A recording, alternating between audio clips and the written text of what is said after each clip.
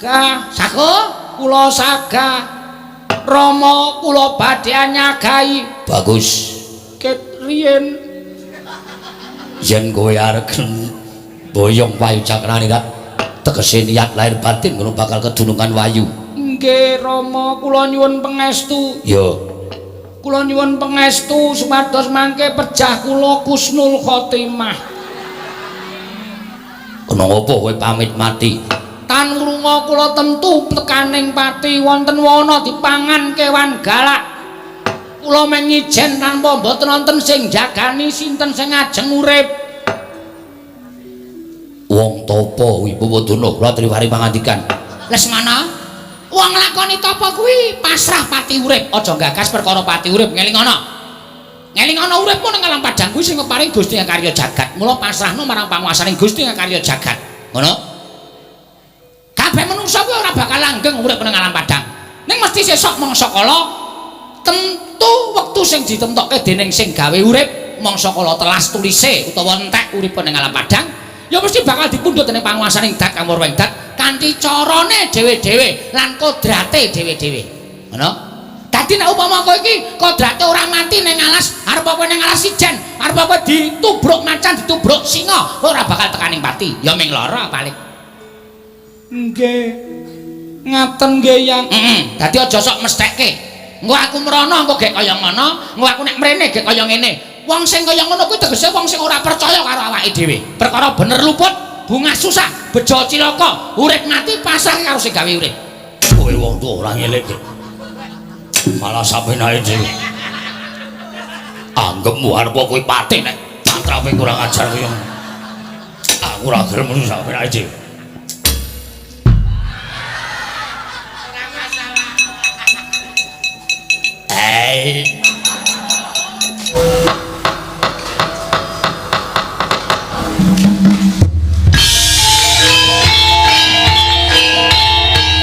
Dilanjutkan pagelaran wayang kulit semalam suntuk oleh Ki Dalang Seno Nugroho. Selamat menyaksikan.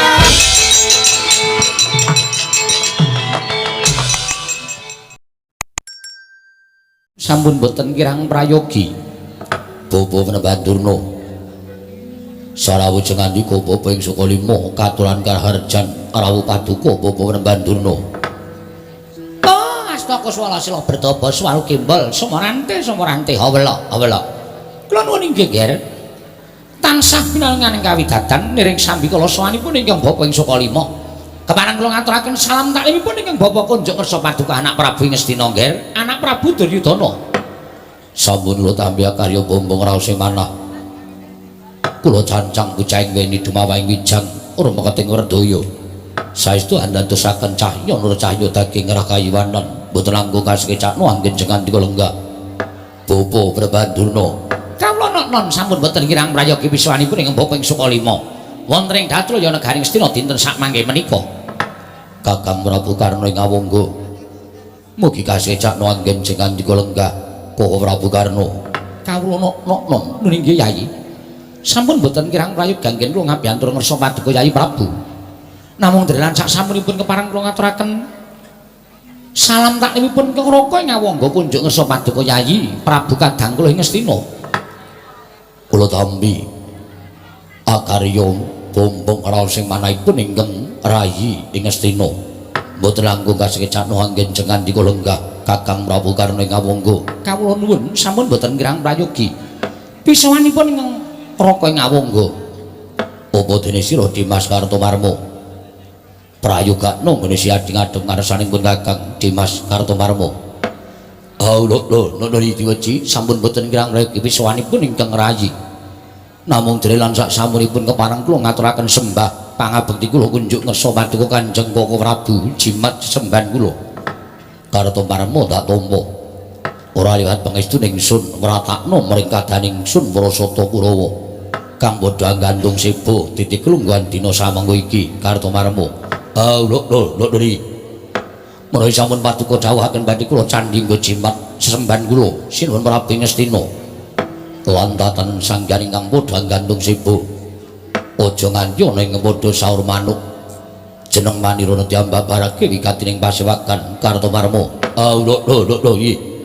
menapa sampun paduka dawuhaken tartemtu badhe kula estoaken Gusti kula sanata ing Astina Prabu Duryudana Kartomarma iya Eyang Mahatma Siwara Bisma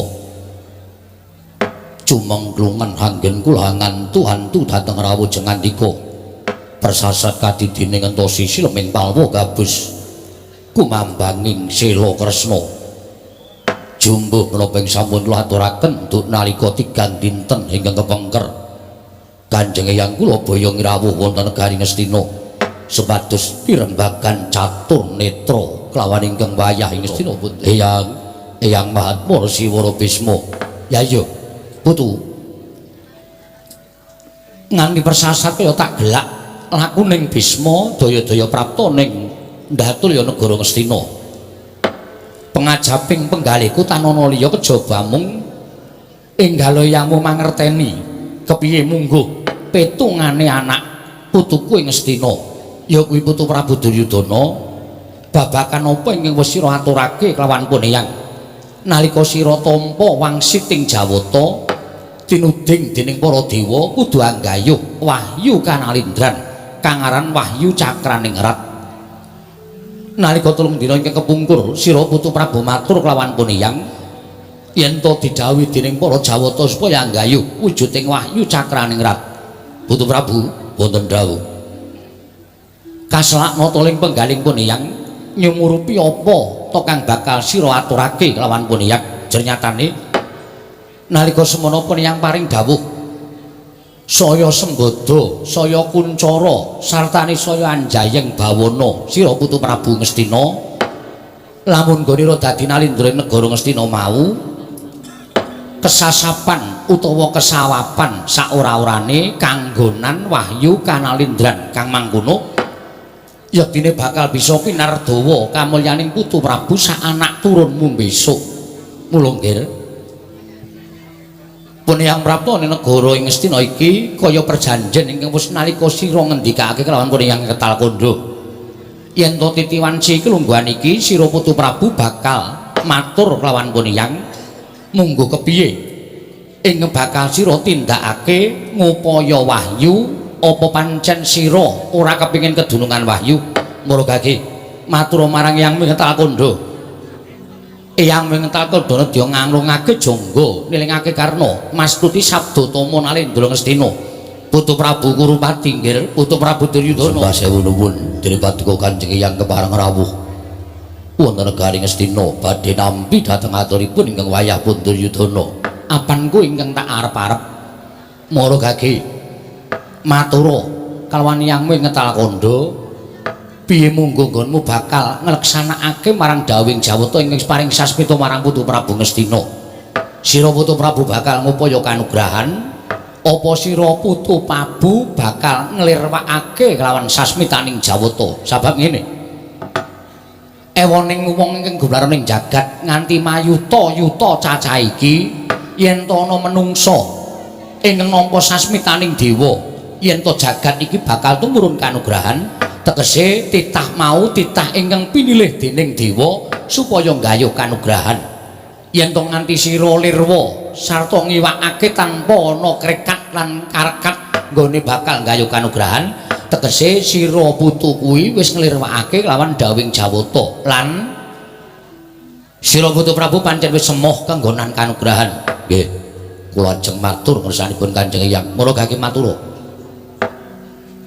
sareng kula rembak kalian para pinisepuh negari Ngastina kosek sira matur sawise mbok rembug kelawan para pinisepuh negara Ngastina mara coba aku tak takon pinisepuh sing kok tareni mau sapa mboten sare kejawi namung Paman Harya Sumat Patih Sengkuni kasinggihan coba yen pancen kowe wis tareng karo Patih Sengkuni kepiye munggo penemuning Patih Sengkuni ingkang diaturake marang sira putu Prabu babakan nggone wis entuk sasmita yen to jagat iki bakal mudhun kanugrahan kang aran wahyu cakraning rat nggih iya putu Prabu piye pangendhanipun Paman Patih Harya Sengkuni ingkang kula tampi kula menika sampun dados nalindra Kula menika sampun hanjayeng bawana derajat pangkat sampun dinegem wonten astanipun Duryudana. Sinten sing boten ngertos dhateng pun Duryudana? Kula nika ratu sing kalukengrat. Bebasanipun Alindra ingkang sugih bondo, sugih bandu, sugih bondo tegese sugih brana picis, sugih bandu tegesipun kula menika Alindra ingkang abebala raja. Kesugihanipun Duryudana menika imbanipun seprapat jagat. Boten wonten ingkang kembali dhateng panguwasipun Duryudana. Iya, pancen bener sabanjure kanthi panglimbang tuwin kula petang-petang sarta kula gelar lan kula gulung. Jebul pinanggihipun menawi kula kedah ketayalan gayuh wahyu menika nuwun sewu menapa malih ingkang kedah kula gayuh kanikmatan donya ingkang semanten menika kala wau kula sampun ngraosaken. Kula sampun gesang nikmat mupangat, kula sampun gesang gunung dados Nalindra ingkang menang nepak bun-bunaning tiyang sak negari. Lajeng menapa malih ingkang kula betahaken sampun boten wonten kantun ngraosaken gesang kula ingkang kebak kanikmatan menika ngantos puputing yuswanipun Duryudana. Mila babagan wahyu menika kala wau menawi tumrap kula badhe kula kiwakaken, kula mboten badhe anggayuh kanugrahan. Jernyatanipun kanugrahan tumrapipun Duryudana menika wong kedunungan kanugrahan menika menawi saged gesang sekeca tur dasare kenggonan derajat pangkat, tur dasare kekemul bondo donya menika tumrap kula sampun kanugrahan ingkang kalangkung-langkung. Namung tiang-tiang ingkang gesangipun dereng sekeca, tiang-tiang ingkang gesangipun dereng raosaken kepenak menika ingkang tansah ketayalan ngupaya kanugrahan. Mila kanthi adhedhasar menika nuwun pamunten Kanjeng Hyang, rembagipun kula lan Kanjeng Hyang nalika panggihan catur netra sakmangke dipun supekaken nggih mawon. Kula mboten badhe anggayuh kanugrahan ingkang wujudipun Wahyu Cakraningrat, kula mboten badhe anggayuh kanugrahan ingkang naminipun Wahyu Cakraningrat. Jalaran kula sampun kebegan kanugrahan gesang nikmat ingkang kula raosaken menika mujudaken kanugrahan ingkang tumpuk matumpa-tumpa mekaten manggahaturipun ingkang wayah pun Duryudana. Lah rak tenan to Putu Prabu wonten timbalan. Apa Putu Prabu isih kelingan, isih kemutan nduk nalika puniyang ngaturake apa ta syarat sranane wong gayuh kanugrahan? Nggih, kula tasih kemutan. Akeh sing puniyang ngaturake lawan sira Putu Prabu. Nalika semono pepuntaning rembug, pungkasaning rembug Bisma ngaturake, Putu, yen sira bakal gayuh kanugrahan, ayo tak tuntun kepiye carane wong gayuh kanugrahan. Nanging kabeh mau limbang-limbangan ana ing penggalihmu kanthi permati lan kanthi teliti, aja nganti keseluruh dalan sing kleru. Mung tak jaluk yen sira Putu Prabu niat bakal gayuh kanugrahan, kuwi aja nganti kasurung dening wong liya. Nanging kasurung dening niat ingkang mrentul saka penggalih Putu Prabu dhewe. Tegese yen ana bobol boroting lelakon sira Putu Prabu ora ngluputke sapa-sapa. Inggih. Aku wis matur ngono lho. Mesine Putu Prabu kelingan. Nggih, kula kemutan. Kanjeng Hyang Panji sampun paring pangandikan kados mekaten. Lah aku saiki tak takut. Kok kowe dadak sira Putu Prabu kok dadak taren karo Patih Sengkuni iki piye? Yen nganti Bisma kuwi ngarani yen Ratu Ngastina ki wong kang ora duwe jati diri, mengko penggalihmu lara, penggalihmu gerah. Mergo sampeyan kuwi Nalindra. Nganti tak unekke ratu kok ora duwe jati diri, ratu kok senengane rubo-rubo gedang, ratu kok gampang dienggak-enggoke karo ucape wong kang setemene ora rajong lan ora mathuk yen to Putu Prabu kuwi lahir batine kebak ing kabagyan. Inggih. Coba to. Yen Putu Prabu kuwi taren karo wong sing kulina entuk wahyu, mesti wae Bisma iso percaya. Upama to, Putu Prabu ki taren karo titah sak pepadamu ingkang saben-saben iso kedunungan wahyu, marata sawangan. Wong entuk wahyu mono ora perkara ukuran derajat pangkat, ora ukuran bondo donya. Ning wong entuk kanugrahan mono, siji dadi pepetinganing titah, angka loro lahir batine mesti seneng, lahir batine kebak kabagian. Nadan ora sinanding derajat pangkat sarta bondo donya. Nanging uripe mesti kepenak. Wong kedurungan wahyu kuwi uripe kepenak. Menggok ngemplok obah mamah kuwi ibarate. Inggih. Lah sing tok tareni kok Sengkuni. Monggo Sengkuni kuwi gayuh wahyu ya ora tau. Sengkuni kuwi nuwun sewu lho, ora kula jeneng ngarani apa-apa. Sengkuni kuwi ibarate kaya wiwitan kemladian, uripe nunut ning muktine wong liya. Kuwi upama ora dadi patih ning Ngastina kuwi uripe dadi jelantah tak kandhani.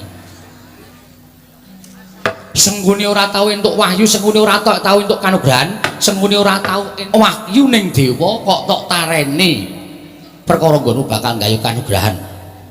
Lah mesti wae ature Sengkuni ingkang tirik-tirik mau sak temene diaturake marang Sira Prabu Putu Prabu Duryudana tumuli kalawan jeneng Sira Putu Prabu mbok aturake marang kene Yangrak ngono to. Dos pundi paman? Pun blaka mawon, blaka mawon. Mboten menapa-menapa. Badhe kula dada tur dasaripun kula nggih mawi dasar ingkang leres. Nggih. Sedaya ingkang kula aturaken dhateng Jengandika Kanjeng Hyang menika apan menapa dipun ngendikaken dening Paman Patih Halya Sengkuni. Larak tenan to. Dadi pepuntone Sira Putu Prabu tetep ora gayuh kanugrahan. Mboten. Wahyu cakraning rat ingkang ingaranan wahyu kanalindran sapa ingkang kedunungan wahyu mau bakal pinardawa kamulyane tetep ora bakal sira gayuh. Mboten. Dasarmu apa? Kula sampun mulya, kula sampun mukti ngawibawa. Tanwandi benjang tedak turun kula nggih badhe ngraosaken kamukten, badhe ngraosaken kamulyan. Mila boten sah ketayalan gayuh wahyu mapan ning alas, mapan ning kali, mapan ning pinggiring segara nglakoni tapa brata. Kula lenggahan sila tumpang kendangan jengkul niki turun-turun kula sesuk bakal ngrasake kanugrahaning Duryudana ya kuwi mukti ngawibawa Nyakrawati Baudenda. Ya wis. Yen mancen kaya mengkono tegese Sira Putu Prabu ora kena dielekke. Upamane barang sing rusak Sira Putu Prabu wis ora iso didandani kanthi kaya mengkono ya wis. Terus apa paedahe Bisma suwane negara Ngastina? Apa paedahe? Monggo niating Begawan Bisma suwane negara Ngastina kuwi netepi perjanjian. Dina ingkang ditemtokake Bisma ketemu karo Putu Prabu Duryudana ingkang wigatine Sira Putu Prabu bakal munjuk atur karo Yang Ngetalkandha nggone bakal niat gayuh kanugrahan. Nanging merga saka ucape Patih Sengkuni Sira Putu Prabu ora sida gayuh kanugrahan tak ngono to kuwi. Nggih, cethanipun ngaten nggih mawon. Mboten sisah dipun dawakaken rembagan menika. Kanjeng Hyang sampun priksa bilih kula mboten gadhahi niat gayuh kanugrahan ingkang winastan wahyu cakraning rat. Mila sampun sak mangke sampun mboten wonten ingkang dipun rembag malih. Sumangga badhe nampi aturipun Duryudana kula nderek mboten nampi nggih kula caosi kamardikan paduka Kanjeng Hyang Begawan Bisma ing Ngetalkandha. Ya, tak tampa ngendikamu Putu Prabu, tak tampa. Bener ngendikamu yen to iki mau wis ora bakal iso dirembug meneh. Jarakan Putu Prabu wis ngendikake yen to ora bakal gayuh kanugrahan kang aran wahyu cakraning rat ora apa-apa. Jarakan sesuk upama ana bobol barating lelakon ana gelamu aku ya ora ngrasake gelo.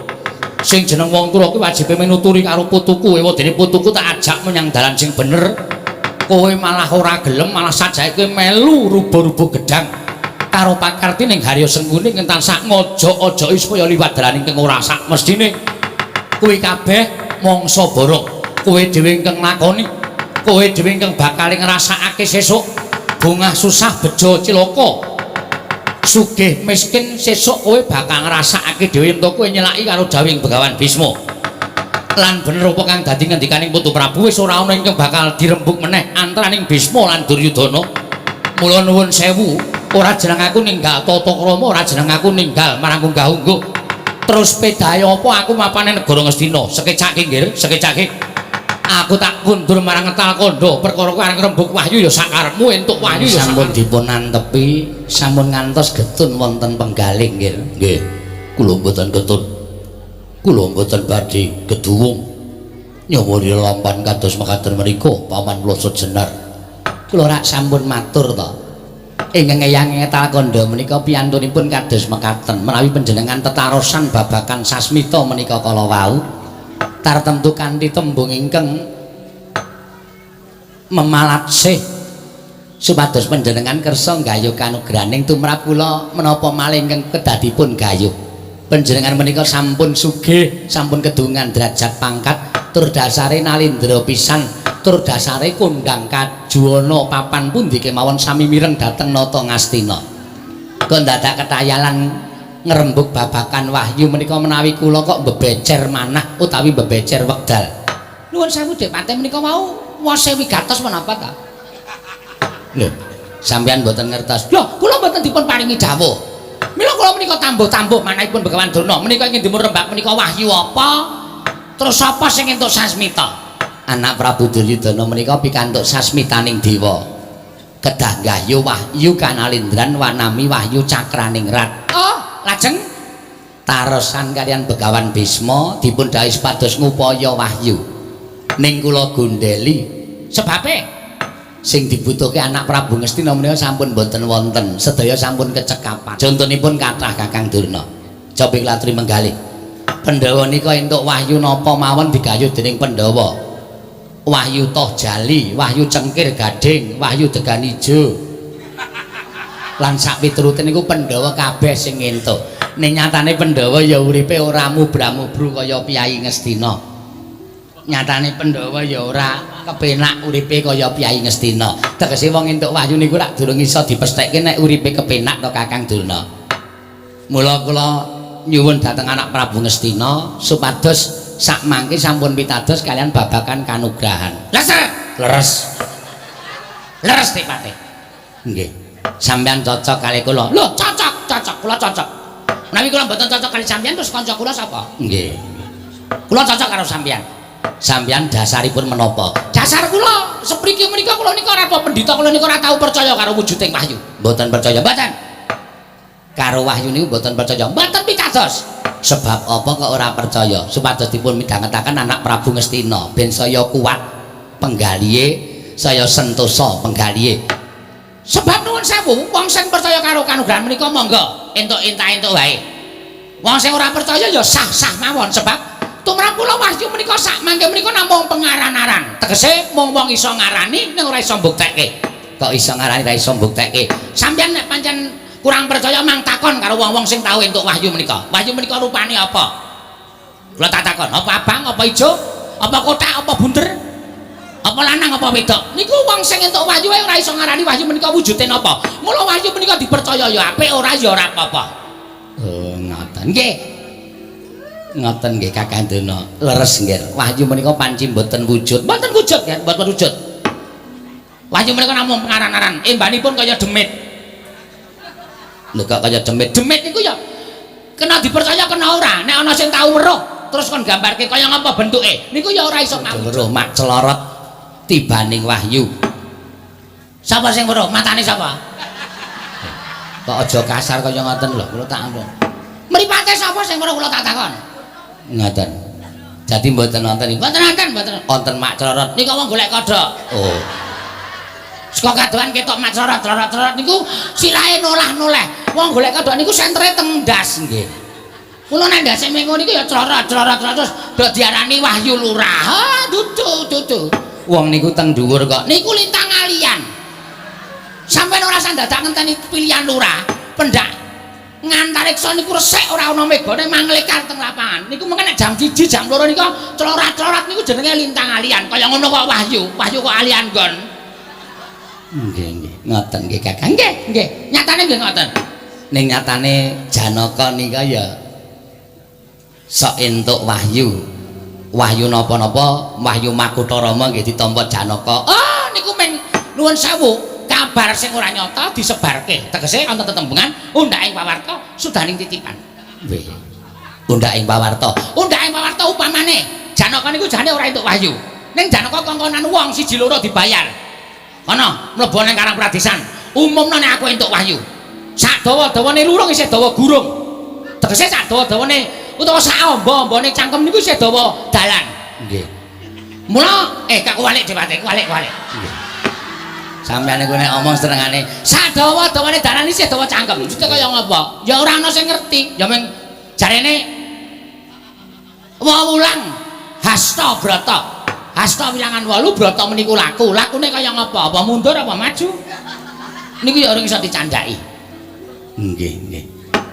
Pamandaryo, wonten dawuh. Wonten dawuh, Ger. Upami kula sampun nampi sasmitaning Jawata. Tumrih sak mangke kula nglirwakaken Jawata menawa dewa mboten paring duka kaliyan Duryudana. Menawi kateman kula mboten gayuh kanugrahan. Kuwatiring manah kula menawi dewa paring duka dhateng kula. Lah menika menawi ingkang Bapa dereng saged nggagapi lan dereng saged matur, mbok menawi Kakang Duna sampun saged matur. Ah, menawi menika kula ki mboten saged matur, Ger. Namung tumrap kula jejeripun titah ingkang dititahken dening para dewa menika wajibipun inggih nindakaken dawuhing para Jawata. Menawi titah ingkang nglirwakaken dawuhing para dewa menika nuwun sewu. Menawi piwucal saka 5 menika mboten badhe pikantuk menapa-menapa tegesipun mboten badhe nampi dukaning dewa. Nampi duka benjang menawi sampun paripurna ngripun gesang wonten ing alam wadang. Tegesipun sampun manjing alaming pepati menika mangke badhe dipun tagih dening Gusti karya jagat. Menika ingkang tansah gumana musik wonten ing manah kula. Lajeng selaranipun sak mangke kados pundi? Nggih. Nuwun sewu kula dereng saged matur. Kakang Durna matur apa? Nuwun sewu nggih kula dereng saged matur. Nuwun sewu Yai. Parengipun ngroko ngawangga sumela ingkang sami pangandikan Kakang Prabu Karna kados pundi? Kula ngertos Yai Prabu menika anggenipun boten kersa nggayuh kanugrahan menika krana anggen paduka sampun boten kepengin ngrekaos tegesipun nglampahi tapa. Mongko tapa menika saking tembung sak tata papa ngrasake wong sing papa ngulandara. Inggih. Cegah dahar, cegah guling kadosipun dipun raosaken dening tiyang boten nggadahi menapa-menapa. Menika paribasan sedinten muput boten pinanggih dedaharan, sedalu muput boten saged ningkemaken netra. Gesangipun rekaos mila sinebut tapa, sak tata wong papa. Inggih. Menika teng paduka ajrihaken. Nggih, kula mboten kepengin gesang wonten ing alas nglakoni tapa brata. Kula mboten kepengin mapan wonten telenging guwa nglakoni tapa brata. Nuwun sewu. Menawi Prabu sampun dipunakeni dados Nalendra, sak mangke ngaten kemawon, menapa mboten langkung prayogi menapi napakaken dhateng putra wayah. Tegesipun ingkang kedah gayuh wahyu mboten paduka.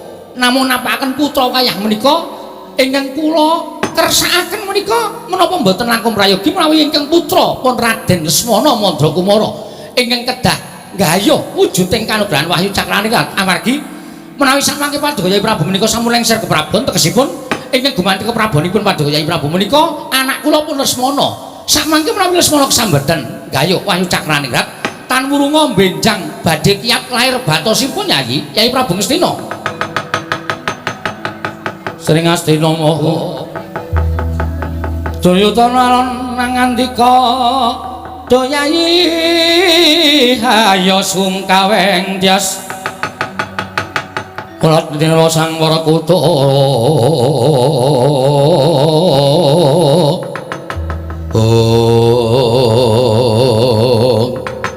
Paman kados pundi petangan kula kok mathuk nggih panjenengan boten betah kanugrahan nanging putra wayah panjenengan ing benjang ing betahaken kanugrahan menapa ing dipun aturaken anak Prabu Karna menika kula condong kula mathuk tuwin kula gathuk Bawadana kados pundi kula ugi rumajang Der kula rumajang sampun jenengan dika Nalendra Gong Binathara ingkang mapan wonten telenging wana mapan wonten telenging guwa nglampahi prihatos tuwin tapa brata nanging cekap utusan dhateng ingkang putra swadon gayuh kanugrahan menika mangke badhe pinardawa kamulyanipun ingkang putra. Lajeng sinten ingkang badhe nuntun dhateng anak kula Lesmana halampah tapa? Kula ingkang badhe nuntun ingkang putra Lesmana Mandrakumara inggih wayah kula pun Lesmana. Kula ingkang badhe nuntun alampah tapa brata supados pikantuk kanugrahan wahyu cakraningrat. Ngono Kakang. Dipati aku janji aku sing bakal nuntun. Nah ngaten Paman Loro Jenar wonten timbalaning adhawuh. Timbalana atmajaning sun Lesmana Mandrakumara kinen sowan dinten mriku ugi. Oh nggih, ngestaken madal aku bocah bagus. Lesmana Padharandi Harja saprapta munggir cah bagus. Noname pasang Kalimanta kula ngaturaken sembah sumur mamekti kula konjuk ngersanipun Kanjeng Rama. Ya tak tampa. Ora liwat pangestuning pun Rama Tampanana. Kula pundi engko jejimat paripe. Kula cancang pucake ngremi. Dumawaing gonggong. Dede anak ratu kok kaya ngene. Kula cancang pucaking weni. Pucaking weni dumawaing wijang. Dumawaing wijang. Rumeketing Werdaya. Rumeketing Werdaya. Saestu andadosaken cahya nur cahya daging rah kayuanan Rama. Ya. Prayoga nunggun mulungguh. Sampun boten kirang sekeca. Iya. Wayah Mas katuran karaharjan rawuhipun. Eyang Patih Sengkuni. Inggih. Wilujeng Yang. Inggih. Sampeyan kok ketinggal sepuh. Inggih nyatanipun sampun sepuh. Lah rak ngaten. Nggih. Jeng napa le seda? Lho. Yang sabar. Ampun kados ngaten. Guyon Yang guyon. Inggih. Wilujeng nggih. Pangestunipun Eyang wilujeng nereng sambikala bekti kula konjo nggih Yang. Inggih kula tampi. Nuwun sewu mbok jaketipun parkir dipun copot. Anak Nalindra kok ngagem jaket parkir. Ngrencangi tim rombongan parkir. Bangane teng kasatriyan nganggur mboten wonten acara tinguk-tingak Kuwale. tingak-tingu mboten wonten kancane. Inggih. Sing jeneng piyayi niku aja adoh karo kawula. Kula ngrasake dadi anak ratu ning kula cedhak kalih para kawula niku benjang nek kula nyalonke dadi ratu. Kula rasah golek swara. Ning kabeh wis do nyoblos kula.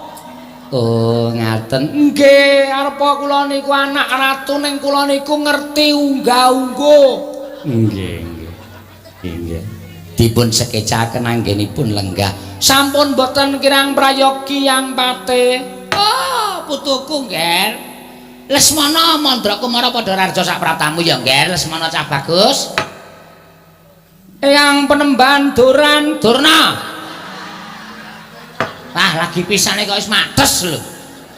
Oh, Durna nggih nyuwun pangapunten karangga kleru. Menungso kedununganina lali salah apes lan mati. Enggak. Samet tekamu Lesmana. Nering sambikala Yang. Syukur.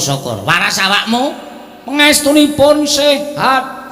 Iya ngalam padang ki kebegan brana picis duwe bondo donya sing akeh nek awake ora waras dienggo abrak apa? Leres. Mula kesarasan menika setunggal. Kula nek enjing senengane olahraga Yang. Syukur sesuk calon dadi ratu bapakmu kuwi kudu wong sing sehat. Nggih. Lari-lari. Ya kuwi apik. Nyepeda. Kuwi apik.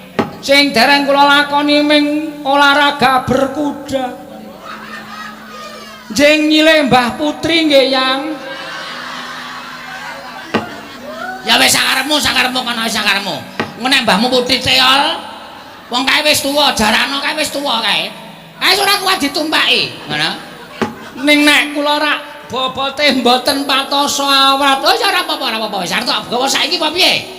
Aku ya wis wegah goleke ramban Mbahmu Putri kae. Suket wis ora doyan. Nggih. Malah ketoyong-toyong urip kula depate. Nek kae mbagekke genepke wong tuwa malah dunekke sing werna-werna. Lah wong nyatane ya tenan kok. Ya wis ora apa-apa aja tak teruske. Jane riyen pripun critane? Wis rasa dicritake. Sampeyan iku pendhita sok dadi do dirasani kalih kawula lho Yang. Lho, apa ya? Nggih. Nek do mlumpuk teng angkringan nika do ngrasani sampeyan lho Durna kae kok ya iso ya kaya jaran. Kok ya iso anak-anak. Hus hop. Malah tekan ngendi-endi sak penake dhewe ora. Monggo dhuwur jarane. Apa dadak ance dingklik. Dadak mbiyak buntut. Hus. Nuwun sewu, Ger. Enggalipun dangu menika mangke malah tekan pundi-pundi. Rama, kula nyuwun wekdal sekedhap kangge ngonceki dhateng Hyang Durna. Cukup. Aja, Ger. Kuwi jenenge kurang ajar. Mboten kurang ajar, wong nyatane ya nglakoni tenan kok. Sing kurang ajar niku dudu kula ning Hyang Durna. Napa donya niku kurang wong napa pripun? Nun sewu lho Kang, niki sing nyewanke Lesmana senes kula lho ning anak Prabu Duryudana. Mboten apa-apa Kate. Benjing dicritani nggih Yang. Sesuk malam Kemis kuwi kowe mara ning Sukalima tak critani. Bubuk kana ya? Nggih. Lesmana padha kanthi raja sak praptamu. Eyang Basukarna wilujeng bekti kula konjo nggih Yang. Tak tampa pangestu tampanono. Kula pundi nggo jimat paripe. Yang piye nggih? Kula ajeng nyuwun priksa ning ampun dilokke nek kula niku kurang ajar nggih. Iya. Kula tau tate nyumurupe Yang Basukarna, enuka sapa? Siwa Basukarna menika perang kalih adi kula Gatotkaca. Lho, iya kowe tau weruh nate. Terus piye? Kowe arep takon apa? Kok nalika semanten sami ece-ecenan panjenengan ngelokke kalian Gatotkaca putune wong tengeng. Terus Gatotkaca ngelokke sampeyan Ratu Bucah.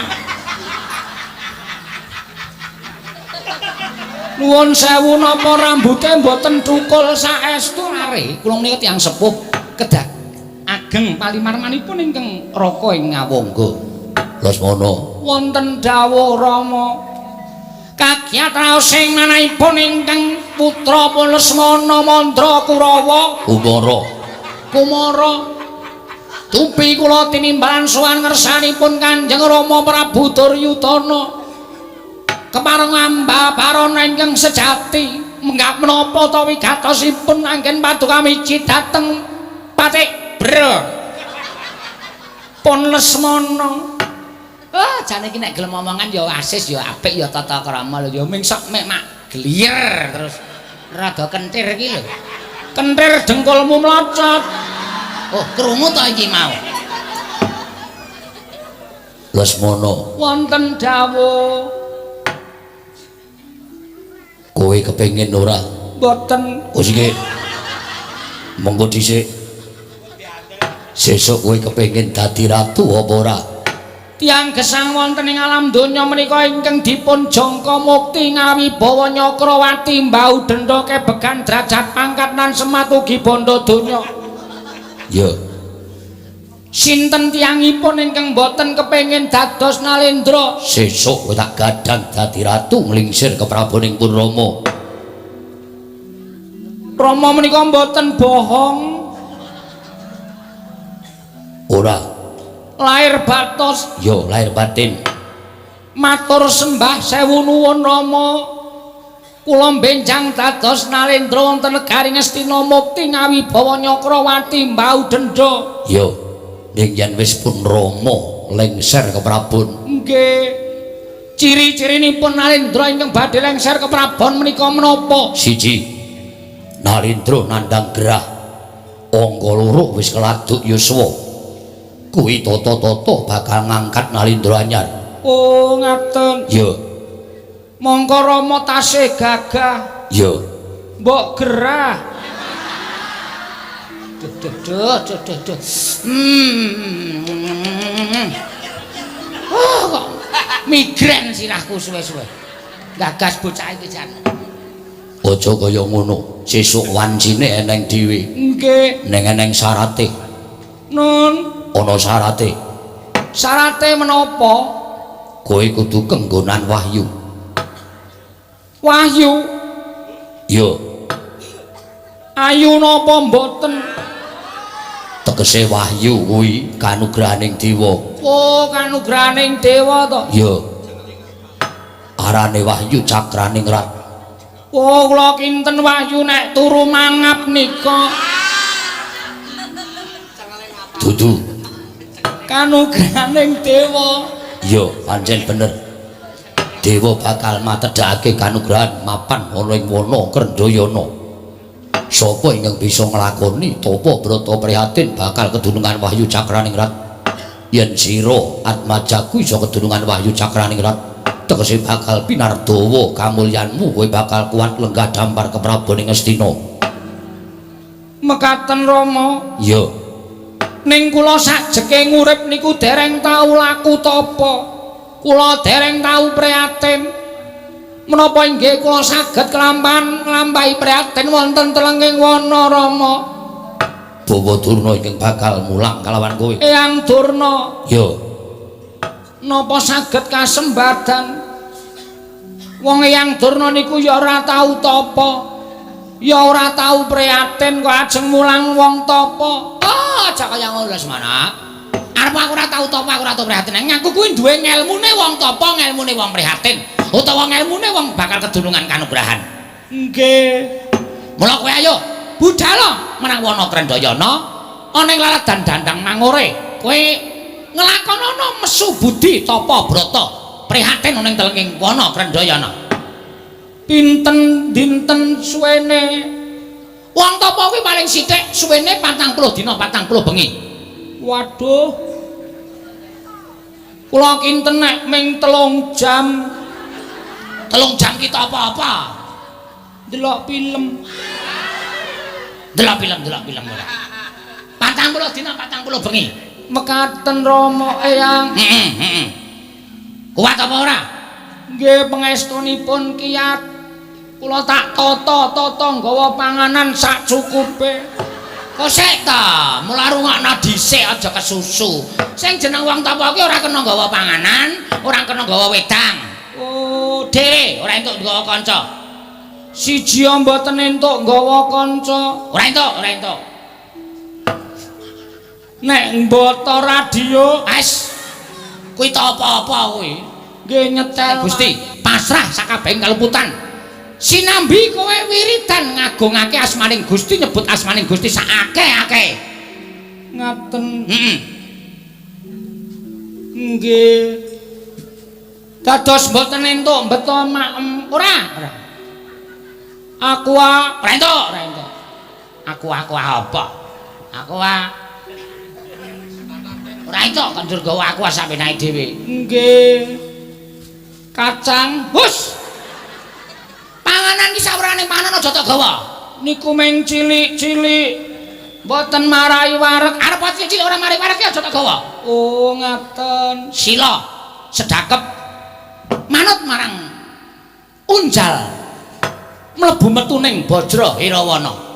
Waduh. Niku napa Bajra Irawana niku? Bajra Irawana ki mlebu nemput ning napas. Wong ambegan ki disebut Bajra Irawana. Lah rak ngaten sakniki niku rasa nganggo basa sing angel-angel. Mengke ndak wong nom-nom. Saku kula sagah. Rama kula badhe nyagahi. Bagus. Ket riyen yen kowe arep boyong wayu cakrane rat tegese niat lahir batin ngono bakal kedunungan wayu. Nggih Rama kula nyuwun pangestu. Yo. Kula nyuwun pangestu supados mangke pejah kula kusnul khotimah. Kena apa kowe pamit mati? Tan ngrunga kula temtu tekaning pati wonten wana dipangan kewan galak. Kula mengijen tanpa mboten wonten sing jagani sinten sing ajeng urip. Wong tapa kuwi Bawadana kula triwari pangandikan. Lesmana, wong lakoni tapa kuwi pasrah pati urip, aja gagas perkara pati urip ngeling ana. Ngeling ana uripmu ning alam padang kuwi sing keparing Gusti karya jagat. Mula pasrahno marang panguwasaning Gusti karya jagat. Ngono? Kabeh manungsa kuwi ora bakal langgeng urip ning alam padang. Ning mesti sesuk mangsa kala tentu wektu sing ditemtokke dening sing gawe urip, mangsa kala telas tulise utawa entek urip ning alam padang. Ya mesti bakal dipundhut dening panguwasaning Dat Kang Murwengdat kanthi carane dhewe-dhewe lan kodrate dhewe-dhewe. Ngono? Dadi nek upama kowe iki kodrate ora mati ning alas, arep kowe ning alas sijen, arep kowe ditubruk macan, ditubruk singa, ora bakal tekaning pati. Ya ming lara paling. Nggih. Ngaten nggih Yang. Dadi aja sok mesthekke. Engko aku mrono engko gek kaya ngono, engko aku nek mrene gek kaya ngene. Wong sing kaya ngono kuwi tegese wong sing ora percaya karo awake dhewe. Perkara bener luput, bungah susah, bejo cilaka, urip mati pasrah karo sing gawe urip. Nggih ngaten. Wah. Kakang Durna jan rembuge mentes tenan. Iso dirungokke tenan. Nek mau jane ora kalap.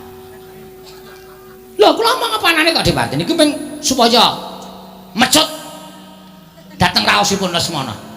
Padake jatilan. Lho tegese memotivasi semangatmu ngono lho. Nggih, Eyang Durna. Saga ya, Nger? Sagah. Estu kula sagah. Demi wahyu cakraning rap kula sagah nglampahi tapa Brata amargi nek kula entuk wahyu. Kula kuat lenggah dampar negari ing Ngastina. Rama. Nggih. Nek kula kelakon gaya wahyu Rama terus gerah nggih. Kaya selar dadi ratu wae to ya. Lah gunane apa? Wis gaya wayu rekoso kok tak ngenteni pirang-pirang taun.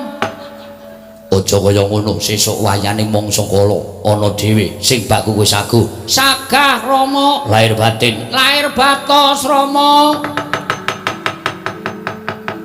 Sring Astina Maha Prabu Duryudana alon nang ngandika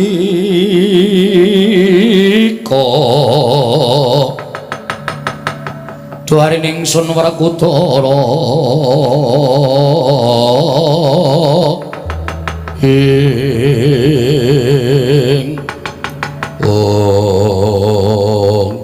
yen to pancen wis aku Lesmana baliya ning kasatriyan Saruja pinangun tata-tata lahir batin Bapa Durna ingkang bakal ngetutke laku jantramu lan tansah bakal menehi pangerten kelawan kowe babagan wong ulah tapa brata lan wong tapa sadarta wong prihatin. Nun inggih ngestaken dawuh yang mate kula nyuwun pamit. Ngatos-atos nggih, ngatos-atos. Siwa Tirtanata ora ana. Anu Basukarna kula nyuwun pamit.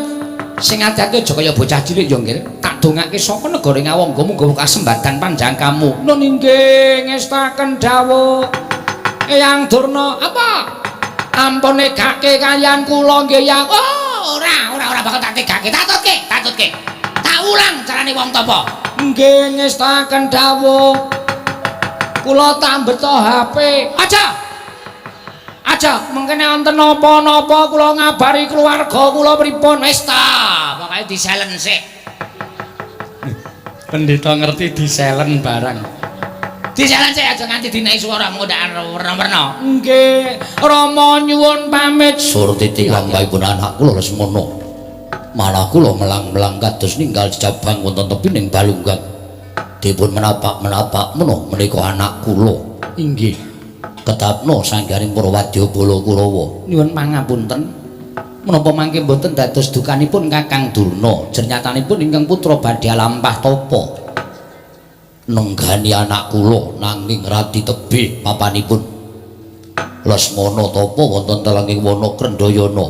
Kurawa mesanggrah wonten ing tapel wates utawi pinggiring alas Krendayana. Upami wonten menapa-menapa yen tumanduk dhateng anak kula. Nai wonten bobol broting lelakon ubayanipun boten balinjani. Nggih ngestaken dawuh Kakang Prabu Karna wonten timbalan kula semangga kenanipun ngodol utawi ngetapaken kadang-kadang kula sata Kurawa. Kula ngestaken dawuh nyun pamit madhal pasilan ngatos-atos sampun kados lari-arit kadangipun Kakang Yayi Haryo Setyaki wonten timbalan ingkang dawuh Kakang Prabu. Kakang Pati Udawa wonten timbalan Diwaji. Aja kaget ndak awe nadyan ora mapan ana ing negara Indrawati. Panjenengan ingsun nganti tak rewangi metu saka njabaning rangkah tapel wates Projing Dwaraka. Setyaki wonten timbalan. Ana bab ingkang wigati mbatalaken kandhake marang sira Dimas Garbaruji. Keparengon babarana dhateng ingkang rayi Garbarujipun Setyaki Kakang Prabu. Kadangku Setyaki wonten timbalan. Satemene wahaya penggalingipun Kakang ki kodeng sutaning penggalingipun Kakang. Disababake lamun sira kadangku Garbaruji durung nguninga. yen wis ana telung candra kelungguhan iki Atmajaku ing Parang Garuda Samba ninglar saka ing kasatriyan Parang Garuda ninggal marang kasatriyan Parang Garuda Angger Samba kisah saing Parang Garuda pancen bener mengkono lajeng parang paduka Kanjeng Koko Prabu Setyaki wonten dawuh Gandeng Mawarta ingkang dak tampa Pandhawa uga nandhang rudaten disababake ilanging Angka Wijaya ya Abimanyu ngena nggone ninggal marang kasatriyan ing Tanjung Anuk peranganing putra-putra Pandhawa ingkang padha murca iki mau Dimas gawe nang padangkanan negara Indrawati sarana golek ana Samba aja pati-pati Setyaki bali marang Praja Indrawati lamun ora gandeng kalawan Atmajaku Kusuma Kilatmaka ya Raden Samba niki ngestaken dawuh Kakang Pati Udawa ndereka kelawan Setyaki niki ngestaken dawuh jiwa-ji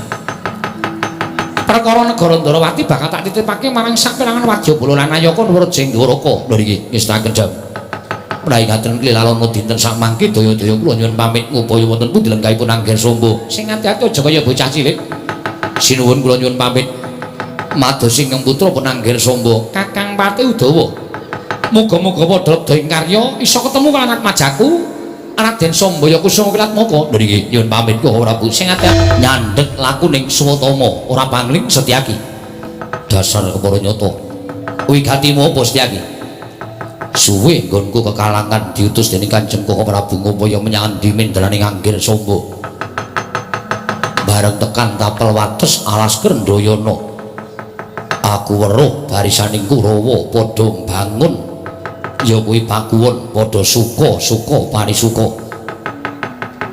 aku banjur miling-milingake ana ing sak caketing pakuwoning Kurawa tangeh Kurawa duwe glagat lan pasemon padha seneng-seneng yen to ora bubar ngrampungi perkara sing ngenggok iso gawe senenge Kurawa karepmu piye kowe kandha kaya mangkono ayo ora usah dadak mbok tutup-tutupi yen kowe bloko tak wenehi pangapura yen kowe ora bloko aja takon dosa mesti tak babati gamanmu tak gulungi genderamu lho Kusela perkarane iki apa putra Ndrawati Angger Samba ilang mendran saka kasatriyan Parang Garuda monggo nang kene Kurawa padha seneng-seneng ateges sing gawe kapitunaning Angger Samba kuwi Kurawa sing gawe tumindak ora samestine kelawan putra Ndrawati mesti para sata Kurawa janji selak aja takon dosa babati gamanmu Kusela kaya aja ngawur gawar ngawur iki ora ana sambung rapete karo Angger Samba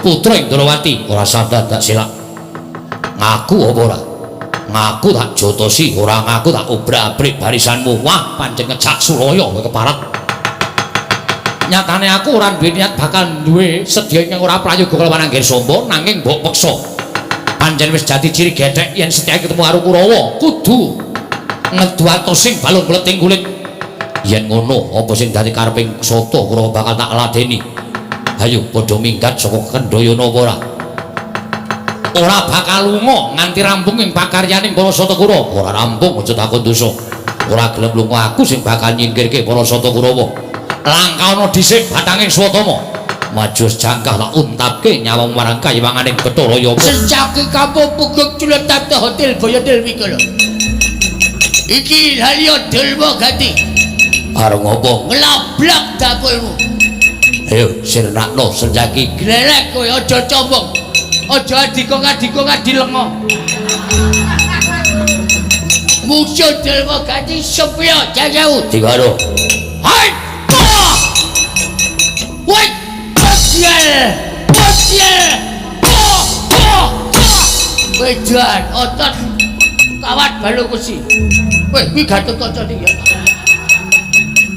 Sumbarwata ngomong ayo walesin negari atiku aku ladana Dalma Gati putra Pengilan Pati negara Kestina calon Gemanti Nalendra negara Kestina aku kadang nonton Gati kalah karo kowe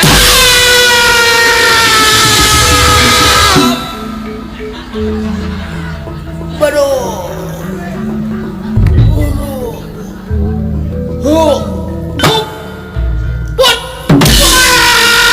bajikul aduh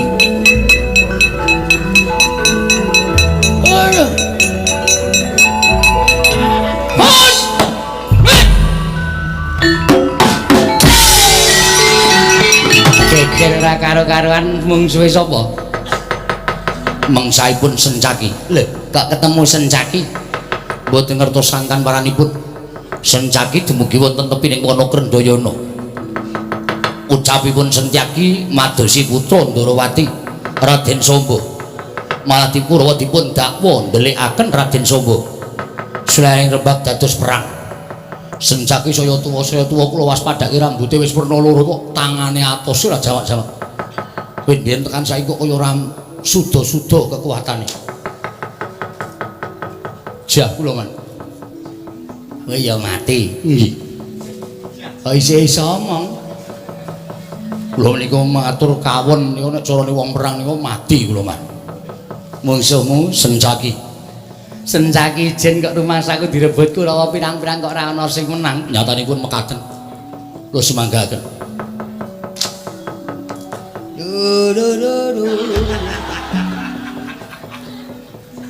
Sekarang ngendi, Den? Belang. Wah. Perang. Belang, Man. Mungsuhe Satya Galba Luci Raden Sencaki. wah. Mundur do sambat kok kowe mundur nyanyi. Wong kalah niku nek sambat ndak ketolo. Oh. Mula kula nyanyi. Men dolang ngerti nek Dulmagati kalah. Le perang piye? Sencaki tak tonyo nggo jojo bluk. Gak apa-apa, matane saya mendelik. Oh. Antem gen sila dies mlipate saya mendelik. Kula nantang Sencaki, Sencaki, aku ki pengailan pati kadang nata negara Ngastina. Nek nganti aku tok kalahke aku rambas karo aku ilang gebalang. Lho lampung le omongi sikile Sencaki wis tekan nggon cangkem. Mak jeblet nonton kula bengok sakayange. Wah! Le mandeg Jejeli sikil cangkem kula mah. Slep ngono. kok pas. Pas cangkem kula ukuran 46 kok. Pak cocok modal sampean. Cangkem padake candal. Mbok ora muni pas ngoten. Aku ki meng ngomong kok iso pas ling lebok ngene. Lho, pas wong tu gedhe tuwa. Lah iya nggih. Bal niku tanpa nganggo slobo-slobo. Sencaki ngantem rai kula jrek. Kula nglekal. Pet-petan. Heeh. Niku candak sirah kula dipiting bleseke tenggen lemah nyet ngono. Antem Sencaki dudu. Lho. Tangane dudu Sencaki. Tangane tangan menungso. Sapa? Wah, kula lawani. Lho nek pancen kowe ngerti wani ra apa-apa. Ah modal kula nek wani. Kula nek nganti wani nyebutke jenenge kula dilebokke kotak ora dilakokke bosok ning kotak. Jamul lajeng napa wayang jamul ora ana gunane. Ya rasa disebutke didudingi wae. Niki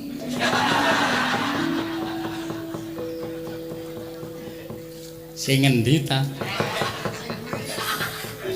niki Oh, Wanda. dudu. Wondo gak melu apa-apa. Wondo ki gak belani belang. Ngono. Nggih, wondo cuma gak men. Ya. Kalah. Kalah. Ora pengen maju neng nggawa gaman apa nggawa apa? Nun, Nggawa gaman apa nggawa apa? mbok gawa panganan. Gawa kok gaman. Monggo ana temu dibune mangane golek sampe naik dhewe lho. Sapa sing arep maju? Watak. Watak tidak. Watu titian.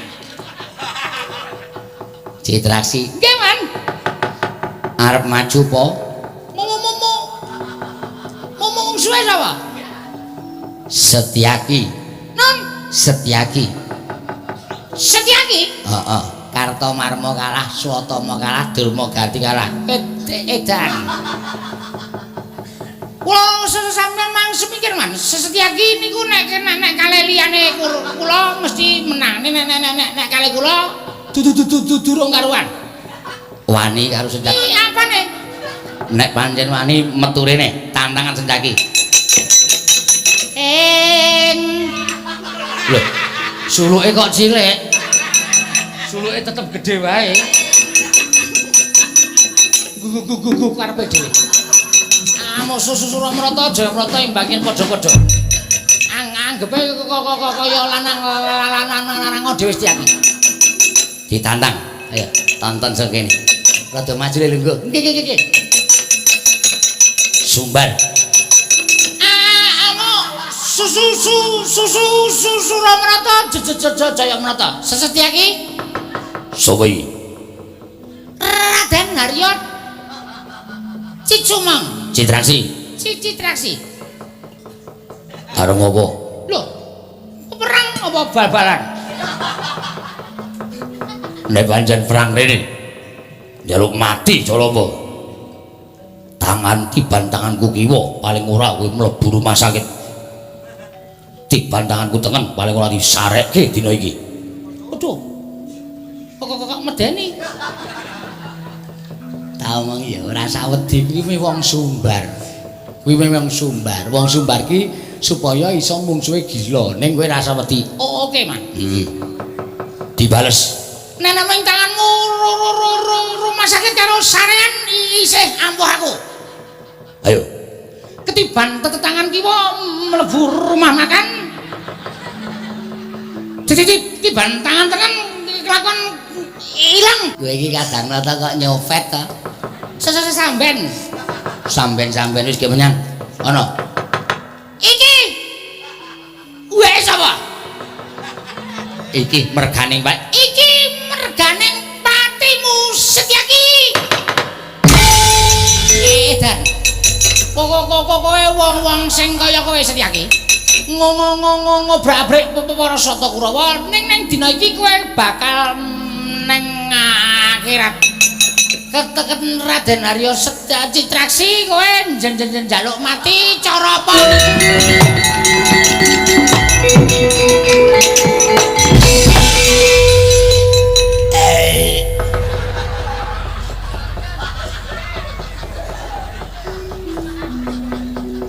Wong perang iki kudune babak kulite kok raimu kaya padi. Entuk vitamin, Man. Lho. Entuk apa? Vitamin. Gelut terus Setyaki. Sesenyaki ketemu kula. Kula lagi omong wis diantil. Kowe ngantil Setyaki. Wale. Kula sing diantil. Oh. Yes, candak rambut kula babetke kontal memburi. Sesenyaki bengok. Kakak-kakang Udawa lagi ngelinting udut kula tiba teng ngarepe bruk. Mbako bubar. Mbakone Udawa. Terus Udawa nesu kula ditendang. Dil. Candak awak kula babete memburi. Oh. Terus Sing nyanyi sing nembang gerajakan wau sinten, Mas? Tatin. Nah, lagi benake stagen. Oh. Kuku kula tiba teng ngarepe bruk Tatin kaget. Ditendang rai kula. Bres. Gletak banting bres. Barang niku kula. Iki nggo ngengehi bojoku. Wonten iki. Menawa panti sengkuni mrene. Arep tak wewehi sijine. Sing muni ngono iki ta, Pak? Tatin. Tenan kok piye? Asli, Man. Asli iku kula mboten karo. Isih ora wonge. Tetep mriko lagi nglinting stagen. Ya. Ora wati digawan. Ya dinggo dawake umur.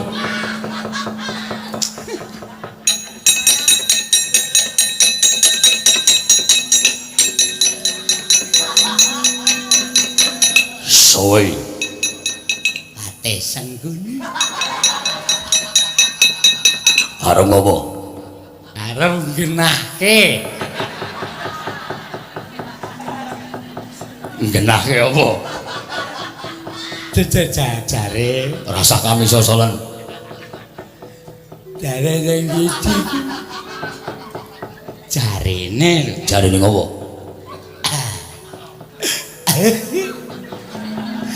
Jarene sing siji kuwi. Endi? Kuwi lho. Sing endi? Kuwi kuwi apa? Jarene kuwi nggo aku. Jarine sapa ora ngeleke. Malah sampeyan ae dhewe.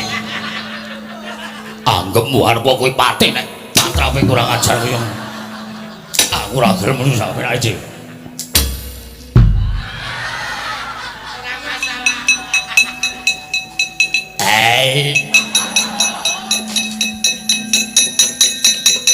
Priwonan? Beda. Beda pripun? Sepeda. Kakak iso beda. Wis pokoke beda. Mampu.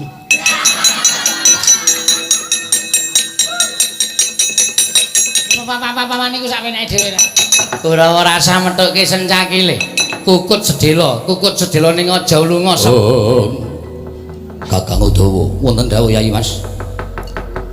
Durung ana trontong titik-titik pepadang menyang dilenggahi Angger Sombo.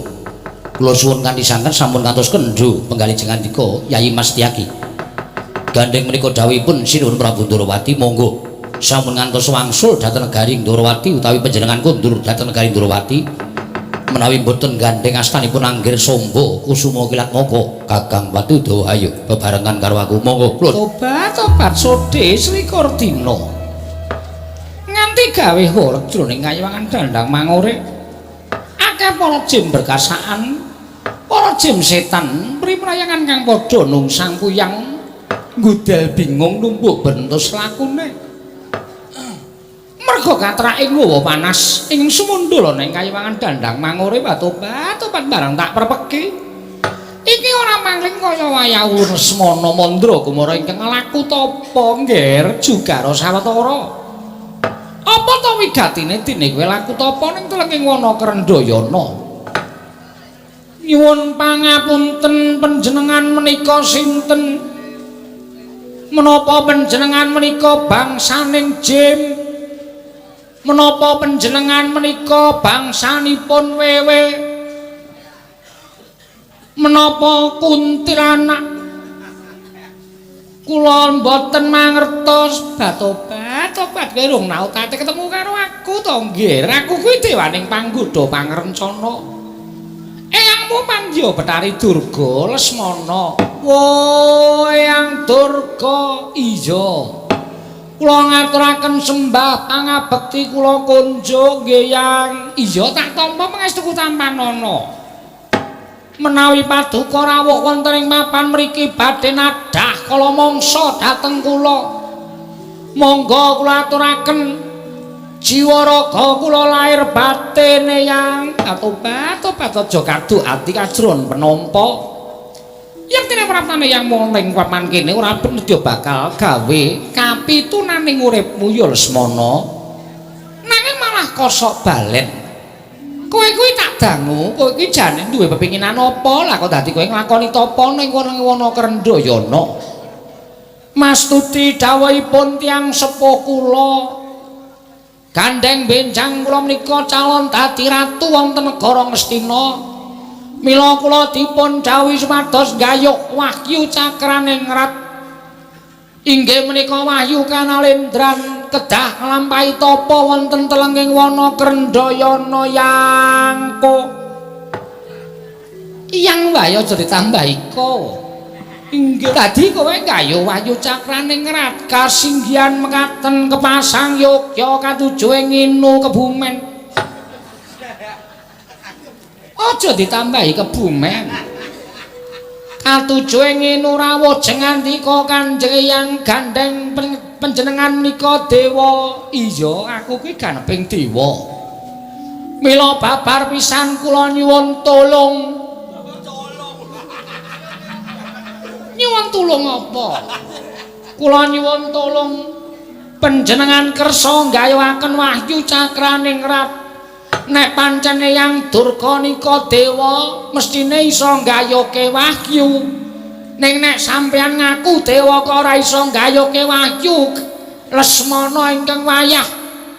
Nek cara ngoten ajeng kula sebarke teng pundi-pundi nek Betari Durga niku ngaku dewa ning jane dudu dewa. buktine ora iso nggayuke kanugrahan putune Lesmana mantra kumara yang Pandya Betari Durga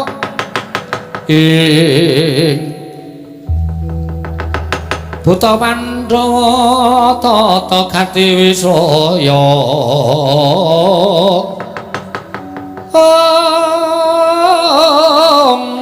Indriyaksa sara maruta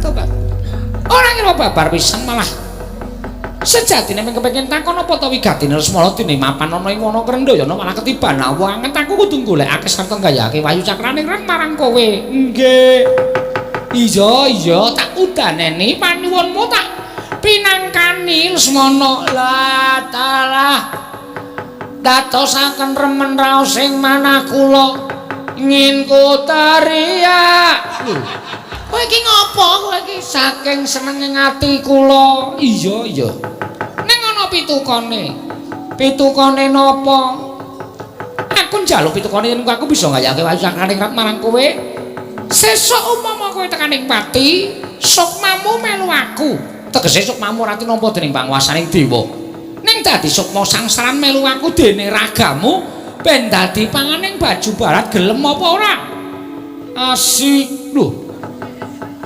dadi kowe gelem purun kowe ora kepengin urip ning kasuwargan mboten malah mriko sepi wong saniki mboten wonten wong apik mboten wonten wong sing mlebu swarga kathah sing do nganggo kethu putih serban putih ning kelakuane sak ngisoring dlamakan niku pirang-pirang mula kula iso mestheke nek swarga sesuk sepi mergo ora ana wong apik malah kula melu sampean mawon rombongane kathah ngono nggih pun kula tekati yen pancen kowe wani tenan sumpah diseksani keblat bapak segara gunung isine rewengi yen sesuk kowe mati ora tinampa ning kasuwargan nanging dadi balaning baju barat dadi jem setan mriprayangan nggih kula sumpah benjang kula menawi tekaning pati sukma kula nderek Pandya Betari Durga sak raga kula ing antene sokae dududan sinemeni nanging kae padha nekseni karo ucapmu Lesmana kajenge diseksani ya syukur ora ya ora apa-apa butuhe kula nggayuh wayu cakraning rat iya nek pancen iya gegek menyang ora mingkem ayu iblis ki marang menake weyangmu kemayu aku tak munggah ning kayangan tak nyuwun mangsane wong Jikulo Jatimurti wayu cakrane rat bakal mudhun ning jagat tak paringake marang kowe Lesmana